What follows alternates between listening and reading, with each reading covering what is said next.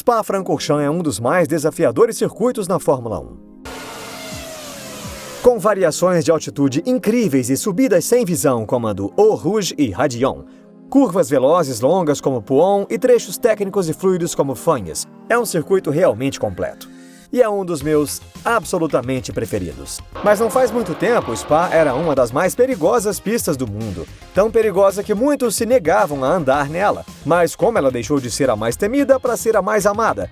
Vamos caminhar pela história de Spa para entender como aconteceu. O ano era 1920 e a Europa ainda sofria os efeitos da Primeira Guerra Mundial, mas 3 homens se reuniram no Hotel Bruyère, em Francorchamps, para discutir como reviver o que foi perdido com a guerra. A Copa Lemuse teve de ser interrompida quando a guerra começou, mas esses 3 homens, Joseph Lecroix, Jules Letier e Henri Langlois van Oppen, tinham o circuito certo para trazê-la de volta. Eles optaram por um triângulo formado pelas rodovias públicas 32, 23 e 440, ligando as cidades de Francorchamps, Normandy e Stavelot, e a história desse circuito lendário começava. O traçado escolhido mandava os carros através das onduladas florestas das Ardenas, e por projeto ou coincidência, ele se tornaria um dos mais belos locais para o automobilismo no mundo. Não era preciso enfrentar apenas as colinas e vales das Ardenas, mas também a meteorologia. A chuva podia chegar por entre as árvores sem aviso e tornar o circuito ainda mais perigoso. Em Spa é comum a chuva cobrir apenas uma parte do circuito, deixando o resto seco. Eu pilotei várias vezes em Spa, especialmente com pista molhada, durante a noite na prova de 24 horas. E eu posso dizer, é incrivelmente difícil prever volta a volta. O circuito é tão grande que uma parte dele pode estar totalmente molhada e escorregadia, enquanto a outra está seca. E lidar com essa transição entre menos aderência e mais aderência é extremamente desafiador e, obviamente, é um circuito que testa os pilotos. A primeira corrida foi programada para agosto de 1921, mas a pista ainda ganharia a reputação que tem hoje e apenas um carro se inscreveu. A prova foi adiada e, como resultado, a primeira corrida em torno de Spa foi disputada por motos. No ano seguinte, o Real Automóvel Clube da Bélgica organizou a primeira corrida de carros, vencida pelo Barão de Tournecourt-Bruyère, com velocidade média de 88,9 km por hora. Antes que o desenho da pista mudasse, em 1970, a velocidade média quase dobraria, mas falaremos mais sobre isso adiante. Uma vez que os carros começaram a correr, eles chegaram logo e em quantidade. Apenas um ano após a primeira edição das 24 horas de Le Mans, a primeira 24 horas de Spa foi disputada em 1924. Após outro ano, em 25, ela recebeu um grande prêmio pela primeira vez. O Grande Prêmio da Europa, vencido por Antonio Ascari, com um Alfa Romeo de fábrica. Antônio era o pai do bicampeão mundial de Fórmula 1, Alberto Ascari, e aquela seria sua última vitória num grande prêmio, já que ele morreria um mês depois, durante o GP da França. O circuito original de 15 km continuaria a receber GPs como os da Europa e da Bélgica nos anos 1930, e já contava com algumas curvas familiares, como a Source, Eau Rouge, Radion, Blanchimont e Stavelot, mas não como são hoje. Se a Source continua a mesma, Blanchimont e Stavelot foram domesticadas ao longo dos anos, especialmente a Stavelot, que começou como um hairpin, mas se transformou numa curva veloz à direita quando as pistas tornaram-se mais rápidas nos anos pós-guerra. Os carros se aproximavam dela a mais de 240 km por hora e tentavam o máximo de velocidade possível durante a longa curva a caminho da Blanchimont e da Source. Parece absolutamente aterrador naqueles carros, e se você acha a pista veloz hoje, era ainda mais naquela época. E com pneus finos e pouca aderência na dianteira, os carros ficavam no fio da navalha ao longo das curvas. Os pilotos tinham de fazer pequenas correções para evitar que os carros fossem parar não nas barreiras, mas nos campos dos arredores. Embora ainda seja uma curva veloz, é uma zona de aceleração para os Fórmula 1 em direção a Blanchimont e Bus Stop. Por outro lado, algumas curvas tornaram-se bem mais desafiadoras. Antes de 1939, a Eau Rouge e o Radion eram separados por uma curva à esquerda e um hairpin, mas a construção de uma nova estrada em 39, que desviava daquela curva, criou uma das mais icônicas sequências de curvas do mundo. A inclinação de 17% e as velocidades que os carros atingem naquele ponto o tornam único no calendário da Fórmula 1. Muita gente acha a Eau Rouge uma das mais desafiadoras e assustadoras curvas do automobilismo, mas nos anos 1930 havia outra ainda mais assustadora, a Masta. Essa curva lendária era uma chicane rápida à esquerda temida por todo mundo e por um bom motivo. Nenhum piloto queria tirar o pé do acelerador, já que ela separava duas longas retas. Era crucial fazê-la o mais rápido possível, mas a curva desequilibrava os carros e se você errasse não havia barreiras para proteger. Sir Jack Stewart mais tarde a chamaria de a mais difícil curva do mundo. E não era perigosa apenas para pilotos. Durante as 24 horas de Spa em 73, um fiscal de pista morreu na masta junto a 3 outros pilotos. Mas antes de seguirmos, vamos esclarecer alguns detalhes. Todo mundo conhece essa combinação de curvas como Eau Rouge, mas isso é incorreto. Eau Rouge é apenas a primeira à esquerda antes da subida inclinada colina acima. Ela ganhou o nome do curso d'água que passa abaixo dela, antiga fronteira entre a Bélgica e a Prússia. Radion é a curva à direita em subida que completa a sequência erradamente chamada de Eau Rouge. O interessante é que Radion significa literalmente estrada íngreme. Pessoalmente, todo piloto que eu conheço prefere chamar Eau Rouge, porque soa melhor e é por isso que conhecemos assim.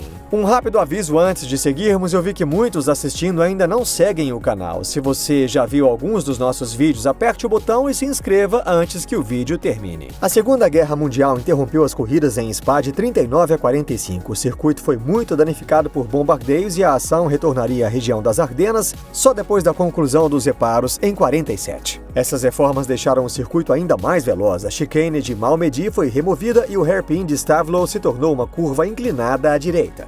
A Fórmula 1 estreou em 1950 e Spa estava no calendário, com o GP da Bélgica.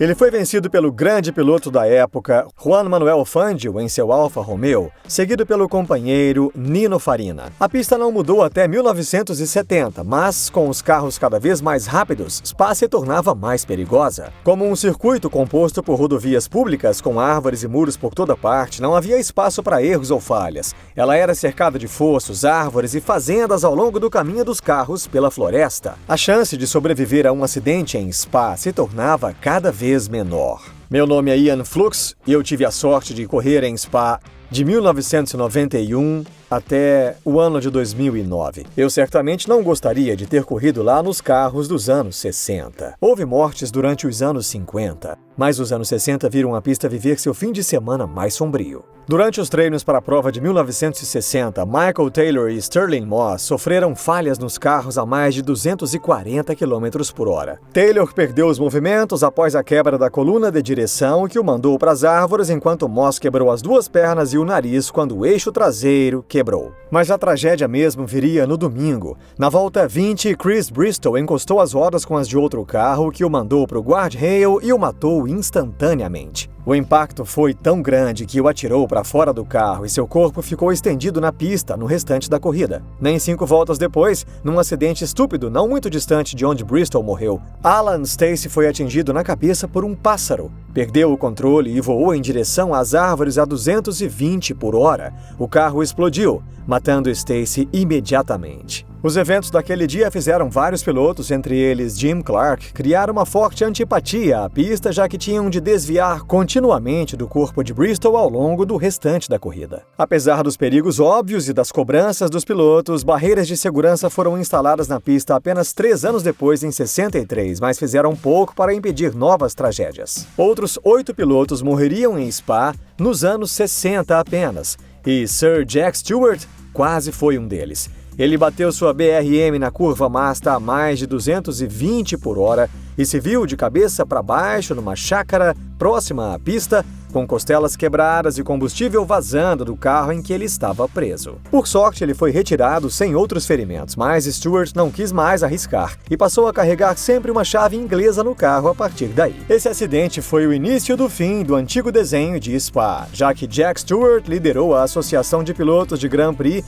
exigindo mudanças drásticas na pista para melhorar a segurança. Depois que Stewart visitou a pista em 69, representando a GPDA, ele se irritou tanto com a falta de segurança que iniciou um boicote dos pilotos à pista naquele ano. A Fórmula 1 retornou a Spa em 1970, mas a pista já não atendia às exigências de segurança e a categoria não retornaria por 13 anos. Quando a Fórmula 1 voltou a Spa em 83, encontrou um circuito bastante diferente. Em lugar do longo traçado de 15 km, uma pista semi-permanente de 7 km, tal como conhecemos hoje. Os carros agora desviavam do caminho original antes de Lecumbe e desciam o vale entre as árvores até até reencontrar o traçado original na Blanchimont. A icônica chicane Buzz Stop foi criada para reduzir a velocidade na aproximação da Les Sources, e esse nome inusitado veio de como os carros se sentiam nesse trecho desajeitado. Tornou-se o favorito do público, já que dava oportunidades de ultrapassagem e toques, com os carros lutando por posições após o longo trecho a partir da Stavelot. Eu tive a sorte de pilotar centenas de horas nessa pista, e eu devo dizer que não se faz mais pistas assim atualmente. A quantidade de mudanças de elevação combinada com as curvas velozes e fluidas te fazem sentir como numa montanha-russa, e é por isso que eu gosto de andar em Spa. É claro, a pista mudou muito ao longo dos anos, mas cada vez que você entra nela, apresenta um desafio diferente para o piloto, especialmente com o tempo tão imprevisível. E apesar das mudanças em 83, a ameaça de perigo ainda estava presente em Spa, especialmente na Eau Rouge. Quando corri lá pela primeira vez em 91, as barreiras de proteção do alto da Eau Rouge estavam a uma distância do limite da pista menor que a de um carro. Numa qualificação, você faz esse trecho de pé embaixo e o carro te joga para fora da curva. Então, sabe, você tem que tratá-la com respeito. Alex Zanardi sofreu esse acidente monstruoso em 93, quando a suspensão ativa quebrou e ele foi direto para a barreira que Flux mencionou. Ele sofreu uma concussão severa e foi obrigado a ficar fora do restante da temporada, pois reportava tonturas, confusão e paralisia parcial no mês seguinte. Por causa da imensa força G envolvida no incidente, Zanardi declarou ter crescido 3 centímetros. Isso foi um forte lembrete para os organizadores de que, apesar de domesticar o layout antigo, Spa ainda estava longe de ser seguro. Outras mudanças foram feitas na Eau Rouge em 94 em consequência do trágico fim de semana de Imola daquele ano. Uma chicane foi construída de novo entre a Eau Rouge e a Radion, já que a Fórmula 1 queria se tornar mais segura após as mortes de Ayrton Senna e Roland Ratzenberger. Essa chicane horrível só duraria 1 ano e a infame sequência Eau Rouge-Radion retornaria em 95, com melhoria na área de escape e a remoção do muro atingido por Zanardi. Mas isso não impediria que mais pilotos perdessem a vida nessa parte da pista. 4 morreram entre a Eau Rouge e o Radion nos 20 anos seguintes entre todas as categorias que correram lá. A mais recente tragédia em Spa colocou a segurança mais uma vez no centro das atenções. Numa corrida de Fórmula 2 em 2019, Hubert perdeu a vida quando seu carro voltou à pista depois de colidir com barreiras de proteção. E outros carros não conseguiram evitá-lo numa colisão múltipla que deixou vários pilotos feridos. Embora um trabalho extenso tenha sido feito para aumentar a segurança nas categorias de Fórmula e nos circuitos pelo mundo, era mais uma lembrança dos riscos inerentes associados a esse esporte. Não só pela velocidade e emoção que Spa é lembrado, ao longo dos anos ela foi o palco de vários momentos icônicos da Fórmula 1. Bruce McLaren venceu a primeira corrida de sua equipe no ano de 68 em Spa, o que iniciaria a ascensão de um dos mais lendários times da Fórmula 1. Foi onde Schumacher assombrou o mundo da Fórmula 1 em sua estreia, iniciando uma das carreiras de maior sucesso da categoria. Infelizmente, para Schumacher, o momento possivelmente mais icônico da história de Spa ocorreu no ano de 2000, quando Mika Häkkinen ultrapassou ousadamente o retardatário Ricardo Zonta para superar Schumacher pela liderança a caminho de Lecombe. Mas Schumacher não deixaria isso manchar seu retrospecto em Spa. Ele conquistaria seu 7º título na corrida 700 da Ferrari em Spa 2004, fechando um ciclo em sua associação com o circuito. Mas Spa teria perdido sua alma com todas essas mudanças? No passado, como diz Flux, os pilotos tinham de respeitar a pista e não superar seus limites, ou haveria consequências. Agora há áreas de escape suficientes para fazer curvas como a pull-on, de pé embaixo, sem sustos. Eu não quero deixar a pista menos segura, mas o risco é parte do nosso esporte e erros devem ser punidos reduzindo a velocidade. Eles foram na direção certa com a caixa de brita na curva 1, já que antes disso, sair da pista na Les Sources era uma manobra aceita nas largadas das corridas. É só perguntar a Kimi Raikkonen em 2009. Sabe, eu sou da velha guarda. Todas as pistas deviam ser limitadas por grama ou caixas de brita. Escreva nos comentários a sua opinião e se já fez isso, inscreva-se em nossa newsletter em que aprofundamos esses assuntos. É onde falamos de coisas divertidas atuais que não estão nos vídeos e notícias do mundo da Fórmula 1 que são interessantes. Muito obrigado a Ian Flux por falar de suas experiências em Spa. Ele tem um livro que acaba de sair, For Flux Sake, que traz histórias chocantes sobre a vida nas pistas, então fique de olho. O link está logo abaixo. Obrigado por assistir e nos vemos na próxima.